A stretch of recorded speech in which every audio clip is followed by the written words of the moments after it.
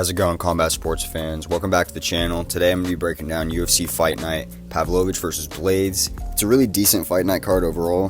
The co-main event was taken out of it and moved for the main event of next week's card. And it really did kind of make the card take a hit. I'm not going to lie. It's kind of crazy how one fight being taken off can completely change a card and how the fans perceive it.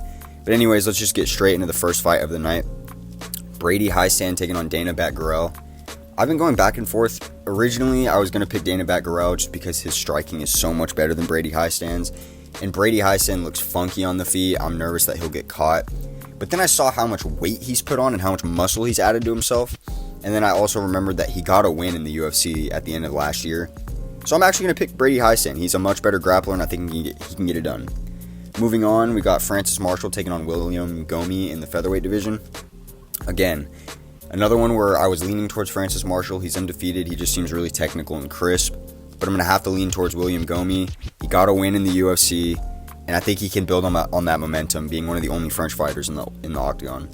Next up, we got Mohammed Usman taking on Junior Tafa, the battle of the brothers. Kamaru Usman's brother taking on Justin Tafa's brother. This is going to be a scrap. I don't think it'll get past 2 rounds.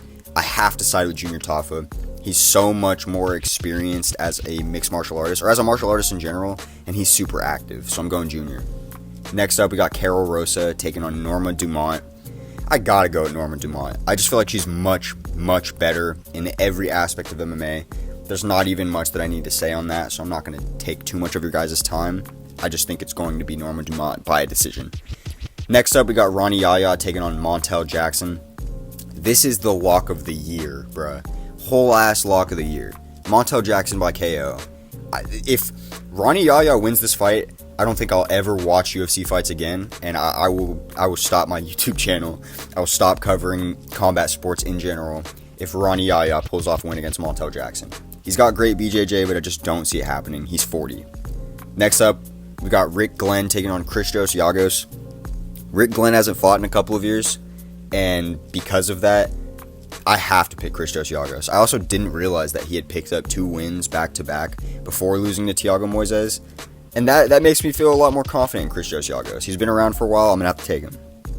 Next up, we've got Jeremiah Wells taking on Matthew Semelsberger in the 170-pound division. This is a great fight. I don't think a lot of people realize, but Jeremiah Wells is 3-0 in the octagon. All finishes. He's surprisingly good, and he's built like a fucking brick shithouse. Now, I think Matthew Semelsberger is going to be his hardest test to date, and I would not be surprised if Semelsberger pulls out the win. But just because of his grappling, I'm going to have to pick Jeremiah Wells. I feel like he can neutralize Semelsberger in certain positions that Semelsberger's not being used to being put in, if that makes sense.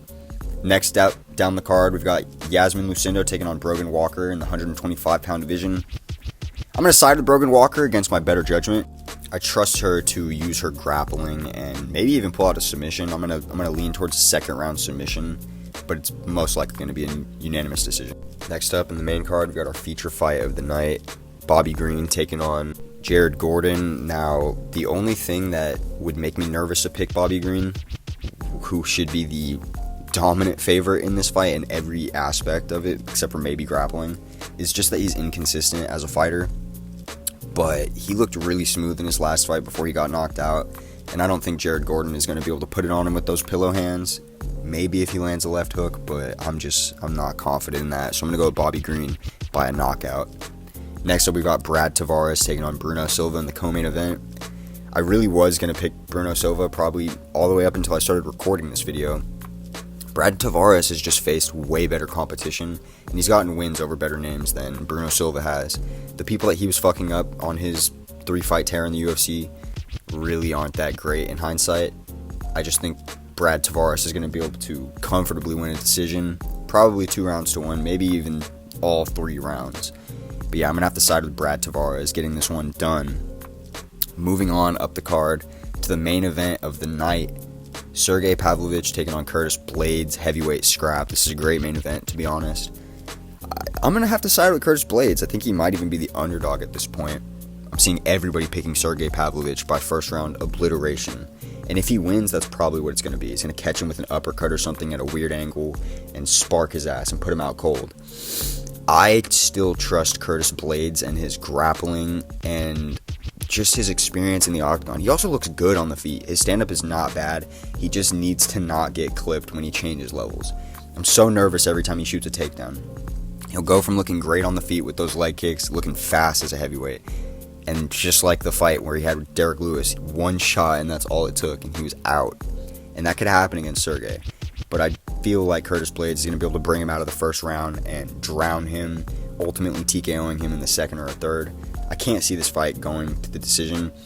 If somebody bets on it going to a decision and it actually does, kudos to you, man, and I hope you get paid monstrously, because that would be absolutely insane. If you guys fuck with the content, give me a sub, give me a like. I'll catch y'all.